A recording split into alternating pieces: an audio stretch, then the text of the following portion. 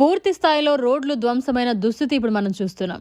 నెల్లూరు జిల్లా వెడవలూరు మండలం చౌకచర్ల గ్రామంలో R&B లింక్ రోడ్డు పూర్తి స్థాయిలో ధ్వంసమైంది. చౌకచర్ల సెంటర్ నుంచి పల్లెపాలెం వెళ్లే రోడ్డు ధ్వంసం కావడంతో వర్షం వస్తే చాలు రోడ్లపై నీళ్లు నిలిచిపోతున్నాయి. ప్రయాణికులు అనేక ఇబ్బందులు ఎదుర్కొంటున్నారు. ఎన్నిసార్లు ప్రభుత్వానికి విన్నవించినా ప్రభుత్వాలు మారేదే తప్ప ఈ రోడ్లు బాగుపడడం లేదని స్థానికులు వాపోతున్నారు.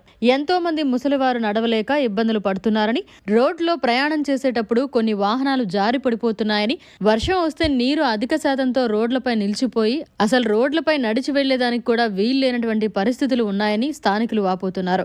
దయ ఉంచి ఇకనైనా మాకు రోడ్లు బాగు చేయమని ప్రభుత్వాన్ని HN9 టీవీ ద్వారా కోరారు.